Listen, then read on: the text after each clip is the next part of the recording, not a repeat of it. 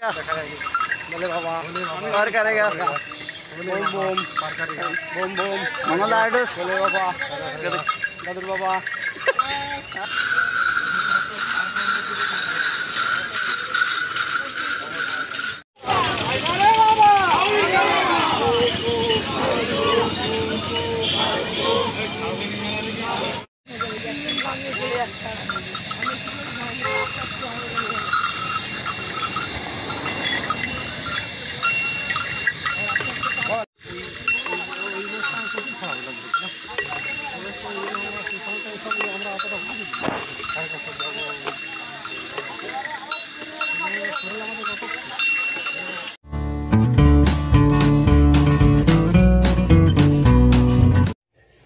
नमस्कार बंधुरा एतक्षण तोमरा ट्रेलार देखे हयतो बुझते पेरे गेछो आमरा कोथाय जेते चलेछि।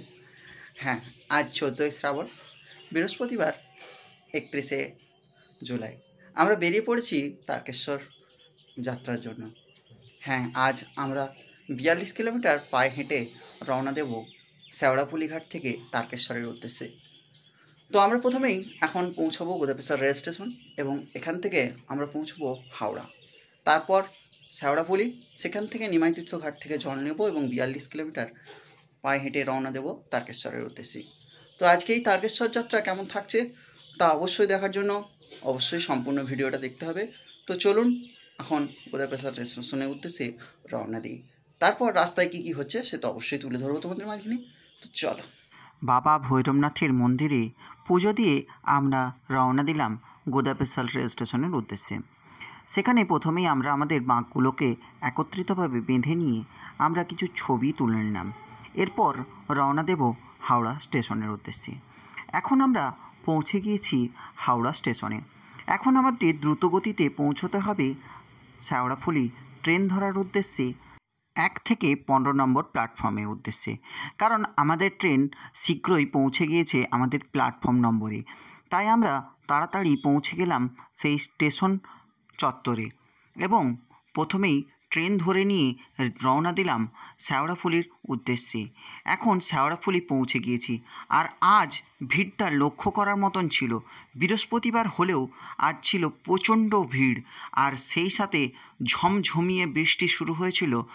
शेवड़ाफुली स्टेशन থেকে বেরিয়ে বাঁক মার্কেটে ঢুকে আমরা একটি তিরপলের তলায় আশ্রয় নিয়েছিলাম, কারণ এখন থেকেই যা বৃষ্টি শুরু হয়েছে তাতে সারাদিনটা তো বৃষ্টিতে ভিজতেই হবে। কি হবে জানি না আজ এই অবস্থায়।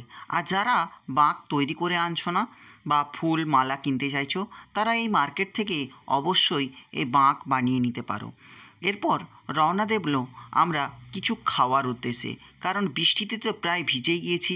এরপর খাওয়া দাওয়া করেই পৌঁছবো शेवड़ाफुली ঘাটে।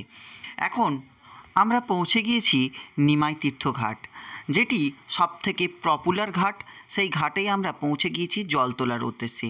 এখানে বাঁক পিছু 25 টাকা করে নেওয়া হচ্ছিল মাটি এবং বেঁধে দেওয়ার জন্য।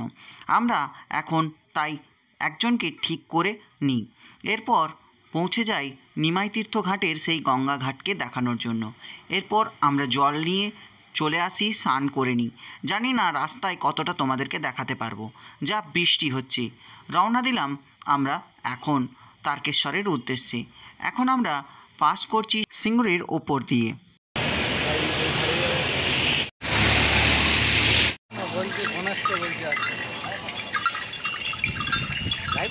একে শুরু হয়েছে বৃষ্টি, আর তার ওপর রাস্তার অবস্থা খুবই খারাপ।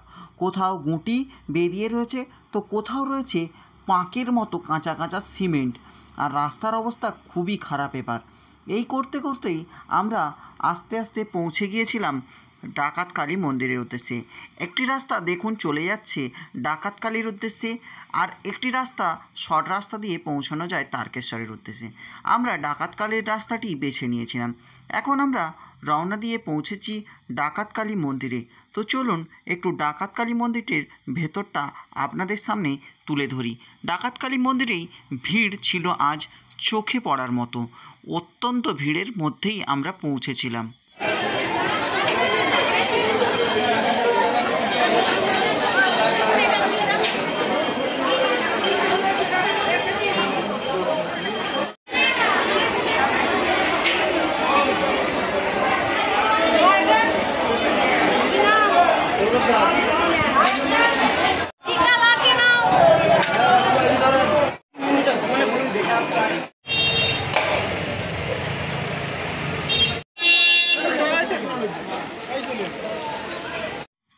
ডাকাতকালী মন্দিরে জল ঢেলে আমরা রওনা দিলাম এখন কাশী বিশ্বনাথ মন্দিরের উদ্দেশ্যে। রাস্তায় বৃষ্টি যেন মাঝে মধ্যেই আমাদেরকে নাজেহাল করে দিচ্ছিল, তাই সেইভাবে তোমাদের সামনে ভিডিও হয়তো ঠিকভাবে তুলে ধরতে পারছি না। এখন আমরা কাশী বিশ্বনাথ মন্দির পৌঁছানোর জন্য আমাদেরকে 4টি রেলগেট পার করতে হবে। তার মধ্যে এখন আমরা দ্বিতীয় রেলগেট পাস করছি। এরপর আমরা পৌঁছবো সিঙ্গুর বাজারের মধ্য দিয়ে। এই করতে করতেই আমাদের একটা মনে বল এলো যে আর মাত্র 22 কিলোমিটার বাকি তারকেশ্বরের উদ্দেশ্যে, তাহলেই আমরা পৌঁছে যাব বাবা তারকনাথের মন্দিরে। এই করতে করতেই আমরা পৌঁছে গেলাম কামারকুণ্ড ব্রিজের ওপর দিয়ে। এই ফ্লাইওভারটা দিয়ে যখন চলে যাচ্ছি আর ওই 22 কিলোমিটার বাকি যখন মনে হচ্ছিল, তখন যেন মনে একটা আনন্দই চলছিল। এই নিয়েই আস্তে আস্তে গুটি গুটি পায়ে এগিয়ে চলছিলাম আমাদের পথের উদ্দেশ্যে। এখন আমরা 3 নম্বর রেলগেট পাস করছি। এরপর কিছুক্ষণ আমরা বিশ্রাম নিয়ে আবার এগিয়ে চলব কাশী বিশ্বনাথের উদ্দেশ্যে।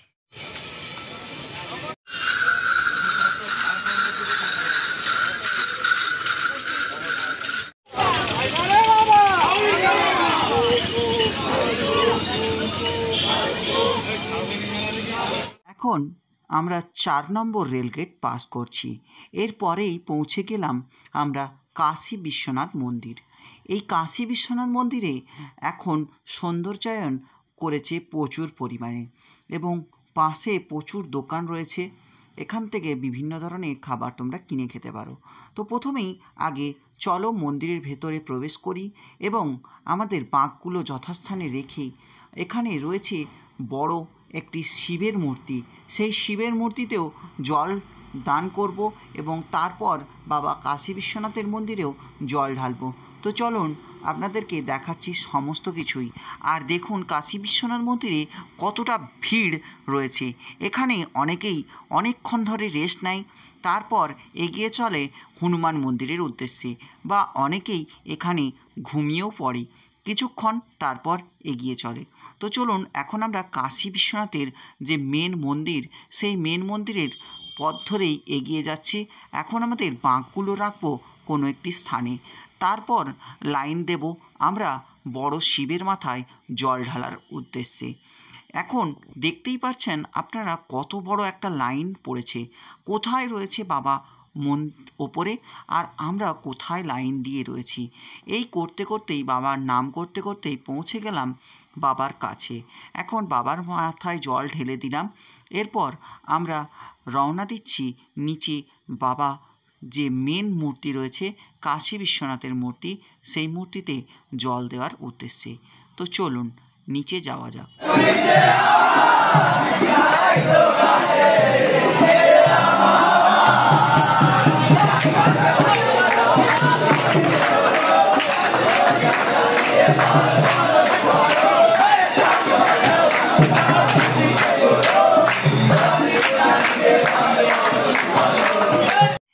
এই হলো কাশী বিশ্বনাথ বাবার আসল মূর্তি।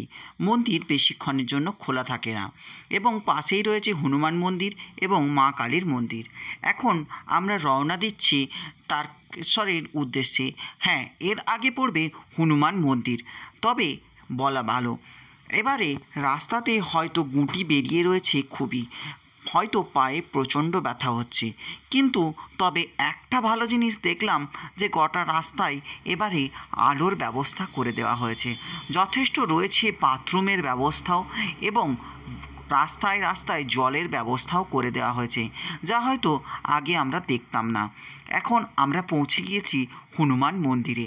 এখন হনুমান মন্দিরে আমরা আমাদের যথাস্থানে বাঁক রাখবো। বাঁক রাখার সিস্টেম রয়েছে হনুমান মন্দিরের বাইরে এবং এখানেই অনেকক্ষণ সময় কাটাবো, কারণ আমাদের পা এখন অনেকটাই ব্যথা করছে। এখানে আমরা স্নান করব এবং তারপর রওনা দেব তারকেশ্বরের উদ্দেশ্যে। আর এখানে অনেক ভক্তই নিজেদেরকে একটু আনন্দ দেওয়ার জন্য নাচ গান করে। এখন চলো আমরা একটু বাবার দর্শন করে আসি। এই হলো হনুমানজির মন্দির। এখানেও রয়েছে বাবা ভোলেনাথ আর পাশেই রয়েছে হনুমানজি। তো চলো মন্দিরটা একটু তোমাদের ঘুরিয়ে দেখাই। এই হলো স্বয়ং বাবা ভোলেনাথ। এই হনুমান মন্দিরে কত মানুষ নিজেদেরকে নেচে গেয়ে আনন্দ দিচ্ছে কত সুন্দরভাবে। দেখুন কত মানুষ আনন্দে নাচছে। যদি এই গানগুলো দিয়ে তোমাদের সামনে তুলে ধরতে পারতাম হয়তো খুব ভালো হতো, কিন্তু কপিরাইটের ভয়ে আর গানগুলো তুলে ধরতে পারতাম না। না হলে কতটা যে আনন্দে ভেসে উঠেছে প্রত্যেকে তা হয়তো তোমরা দেখলেই বুঝতে পারতে। তো চলো যাই হোক, এইভাবেই আমরা এগিয়ে চললাম। এখন আমরা রওনা দেব তারকেশ্বরের উদ্দেশ্যে। আমরা আবার হাঁটা শুরু করলাম এবং পৌঁছালাম তারকেশ্বর গেট। এখনও যদিও এই গেট থেকে 6 কিলোমিটার তারকেশ্বর বাকি, কিন্তু এই গেটটা দেখেই আনন্দে ভরে ওঠে। আমরা লোকনাথ মন্দির পৌঁছে গিয়েছিলাম, কিন্তু অনেকটা রাত হয়ে যাওয়ার জন্যই আমরা লোকনাথ মন্দিরে লাইন দিইনি বা জল ঢালতেও যাইনি। এখন এখান থেকে রওনা দিলাম একেবারেই তারকেশ্বরের উদ্দেশ্যে। এখান থেকে তারকেশ্বর 2 কিলোমিটার। এখন আমরা তারকেশ্বরের মূল গেট, আমরা বাবার মন্দির, বাবার স্থান পৌঁছে গিয়েছি। এখন ঘড়ির কাঁটায় রাত্রি 4:30 বাজে। পৌঁছেছি তারকেশ্বরের মেন গেটে। এবারে আমাদের পা যেন সত্যিই খুব টনটন করছে। যাই হোক, বাবার নাম করতে করতে বাবার যে মূল গেট পৌঁছে গিয়েছি। এবার আমাদের যে সমস্ত ছেলেরা আগে পৌঁছে গিয়েছে তাদেরকে খোঁজবার ব্যবস্থা করতে হবে, কারণ তারা রয়েছে একটি লজে। তো চলুন সেখানে পৌঁছোই।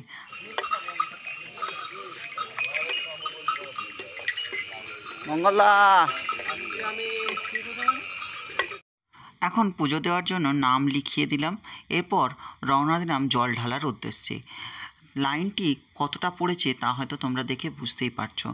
এরপর পুজোর ডালা নিয়ে রওনা দিলাম বাড়ির উদ্দেশ্যে।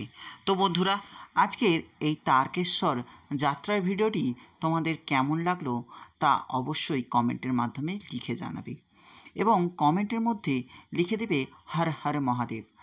তারকেশ্বর বাবা তারকনাথ সবারই মঙ্গল করুক, ভালো রাখুক সকলকে। আজকের ভিডিওটা এখানেই শেষ করছি। দেখা হবে অন্য কোনো ভিডিওতে। সকলে সুস্থ থাকুন, ভালো থাকুন।